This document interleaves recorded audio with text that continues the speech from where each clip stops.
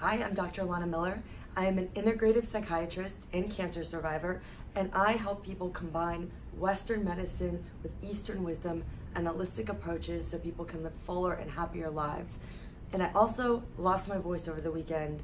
I normally sound appropriate, not like I do now, so just bear with me. So, what I'm going to be talking about in this video is just a quick summary of the process I use with my clients to help them decrease their anxiety by about 70 to 80% over 3 months without depending just on medication. So using a combination of biological approaches with also integrative, holistic, alternative, complementary approaches.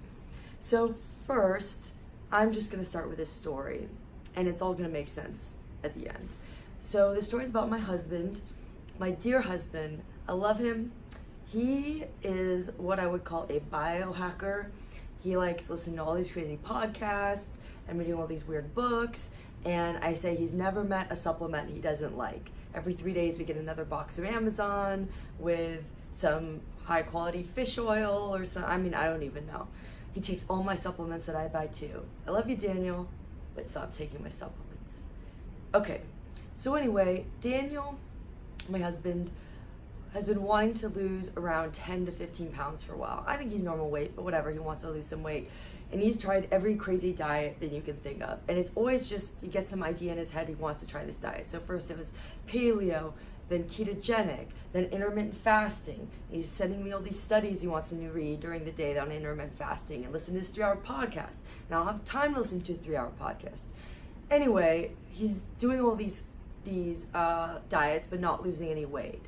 And then what happens is he was at the gym and he had a freak accident and he broke both of his wrists. He's fine now. He had to have surgery on one of them, but he's out of the cast. He's recovered.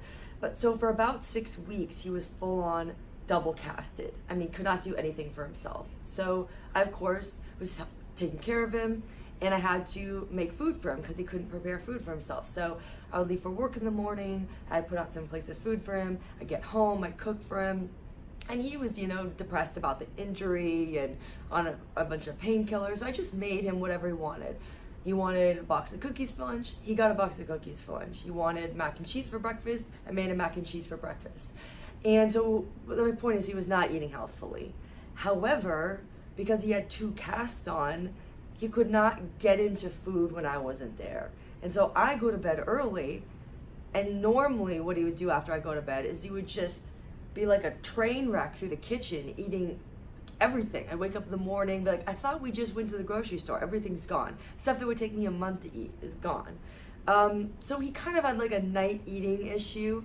And so anyway, when he had his broken wrist, he couldn't binge eat at night essentially. So what happened?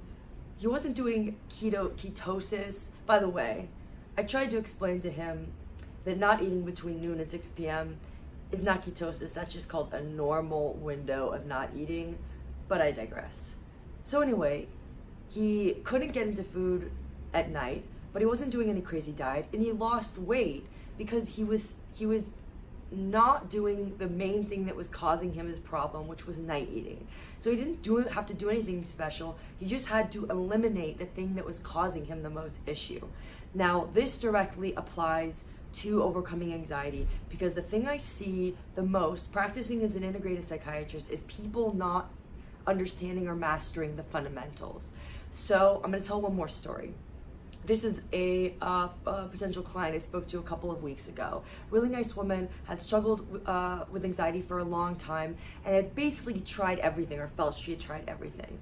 She had taken every medication, she had seen like half a dozen psychiatrists, she had had ECT and TMS and ketamine, and had seen functional doctors and done functional nutritional testing and taken supplements and B12 injections and adrenal supplements and ashwagandha and heavy metal toxicity testing and chelation therapy. So she was going to she'd gone to 6 different crazy expensive retreats. So she had tried all this stuff and felt really discouraged that it hadn't worked and didn't understand what she was doing wrong.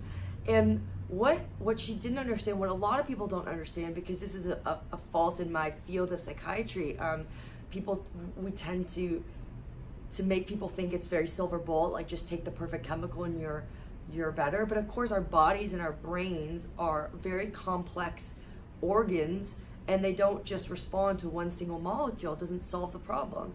So, you know, bodies are complex intersecting systems. So what this very nice woman didn't understand, or no one had explained to her, is that there are three pillars essentially that both contribute to anxiety and then are the solutions to anxiety when addressed properly.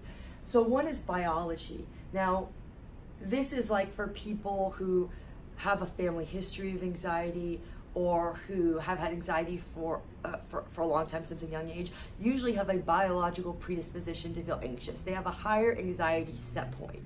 So so you need to address the biological piece of it, and this is done with things like medications, but also nutritional supplementation, balancing hormones, balancing adrenal function. That's all in this biological category. But we also have the psychological or the psychology category, which is where you have to address anxious thoughts you have that are perpetuating your anxiety. It's usually one thing that sets off anxiety and a separate thing that keeps it going. And what keeps it going are thought patterns that just reinforce it, where the person is just used to thinking of worst case scenarios, seeing threats in the environment, always imagining things are going worse than they are, worrying about things that never happen. So you have to go through a specific process to train yourself to not have those kinds of thoughts, to think more objectively, positively, logically. And then the third piece is behavior. So people with anxiety tend to make two reliable mistakes when it comes to behavior. One is that they avoid things that they're afraid of, perpetuating the fear, because if you don't face your fears, they seem scarier and scarier, right? I'll tell one more story. I had a guy who was considering working with me, and he said, "Oh, I think I need some help, but you know, my anxiety's not so bad anymore, actually." And I said, "Well, that's great. What did you do? What helped?" He said, "Oh, you know, I just don't fly anymore, or travel anymore, or I don't drive. My wife drives for me, and I don't see my grandkids, and I just stay at home most of the time." And I'm thinking, well, that's not a good solution. You don't want not feeling anxiety to be contingent on living in a little protective bubble. So you have to learn how to face your fears. You teach yourself you can handle them. And then number two, the second behavioral problem people with anxiety have is perfectionism.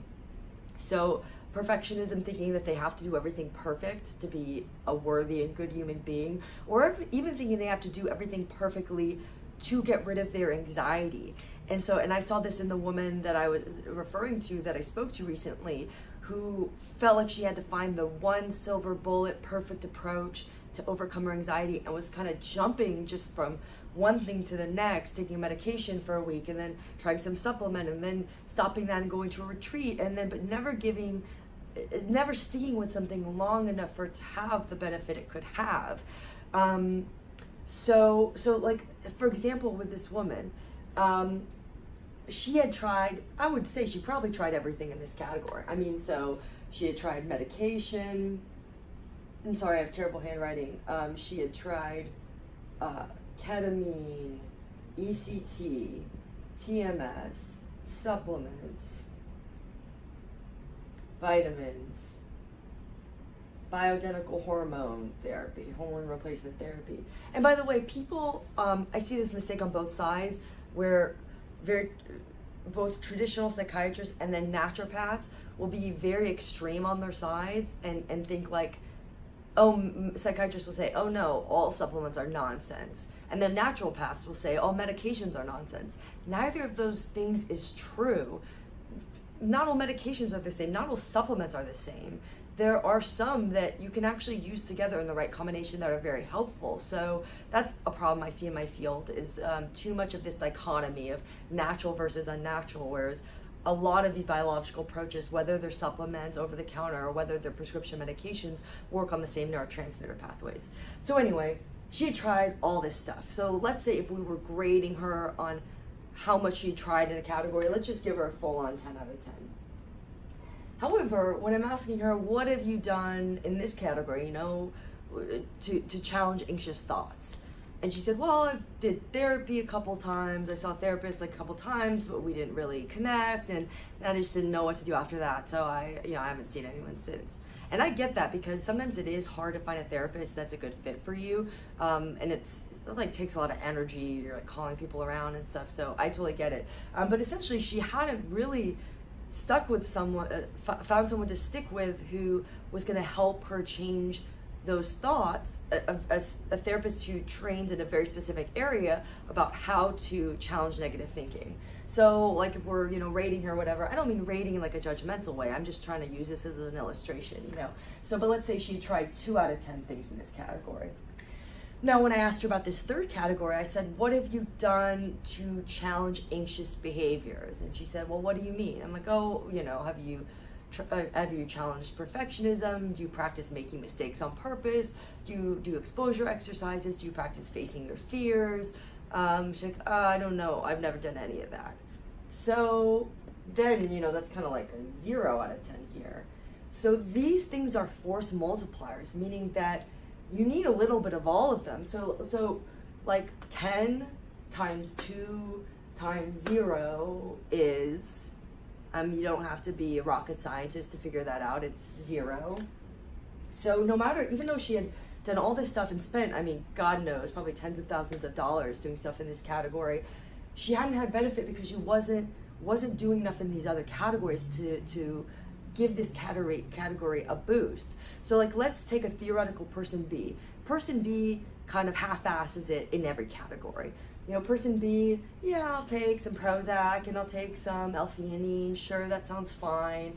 And person B kind of does some self-help tapes and sees a therapist like regularly who does CBT and, like kind of does some stuff there. And then the therapist gives the person B some exposure exercises, so they sequentially start facing their fears and testing hypotheses that they have about negative consequences that might happen. And so let's say person B is like a 5 out of 10 in all 3 of these categories. Like moderate, they're kind of putting some effort in. But they do it consistently. They're full on executing all 3 of these things over time. Person B, 5 times 5 times 5, now we're kind of getting somewhere, right? So that's the point, is that you don't focus on a silver bullet and then try to do everything in that category. Instead, get back to the fundamentals. So like to tie it to the story I told about my husband, he didn't need to do some crazy diet. He just needed to not eat a bag of rolls at night with a stick of butter. I love you, Daniel, but you did eat a whole bag of rolls at one time. I'm just saying. Okay, so that's my principle. This is what I teach people. I hope you found that interesting, and that's the end of my video.